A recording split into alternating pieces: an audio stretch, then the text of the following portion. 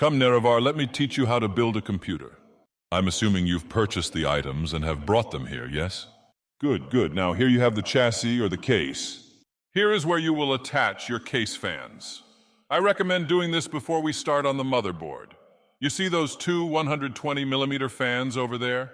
Use your screwdriver to screw in the correct 4 nuts that came with the fans. You're doing great, Nerevar. Now unscrew those nuts and place those fans at the front of the chassis in line with where the holes are and screw them in. Now for the motherboard. Place your motherboard on top of the box that came with it and place the CPU on it. Now be careful, Nerevar, as you must do it correctly or else you'll fuck something up. Since this is an AMD CPU, you have to press down on the latch and nudge it a little to the right so it flicks up. Great. Now you see where that triangle is on the motherboard? Make sure it's in line with the one on the CPU so it fits snugly. Then place the latch back down in its place. Good job. You did what might be one of the most stressful parts of building a computer. However, we are not done with the CPU yet. You have an aftermarket cooler, yes? Wait, where did you put the thermal paste? Okay, good. We have to press down ever so slightly until it resembles the shape of a pea.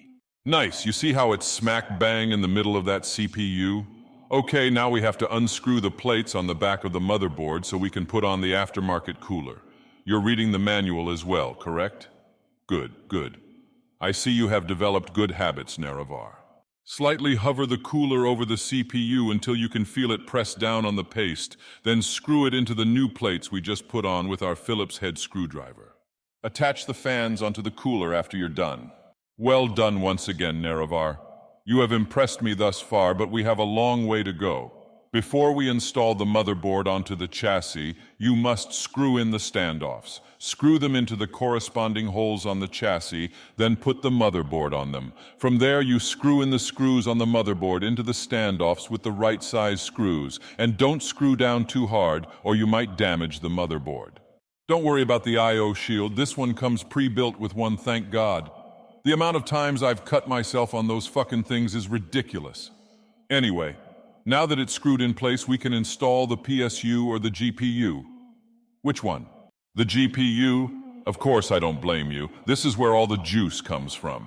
It's how you get bitches on your dick. Next time that hot lady asks you what GPU you have, tell them you have an RTX 4090, and they'll start sucking your cock immediately. Trust me, I know from experience. You see that hatch, Nerevar? Flip that to the right, then place this beast of a GPU into that chassis and press down until you hear a click. Did you unscrew the plates next to the motherboard first? Okay, good. This is called a PCIe slot, and it's the first one. Now screw in the GPU into the chassis, the same one that was holding the plates. You have successfully installed your first GPU, and it was a 4092, you lucky fucker. Time for the PSU. There should be an empty spot at the bottom of the chassis somewhere that allows you to slip in the PSU.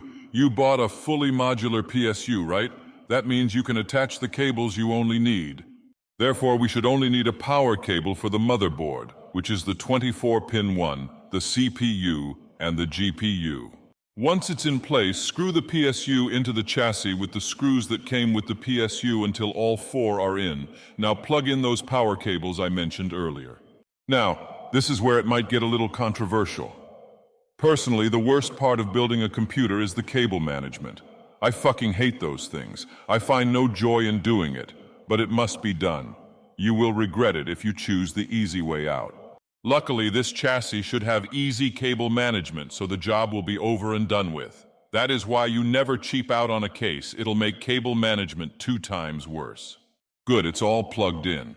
Next, plug in the case fans and the cables that are connected to the front port of the chassis. Make sure to read that manual so you don't fry the whole system or some shit. Okay, the SSD is next.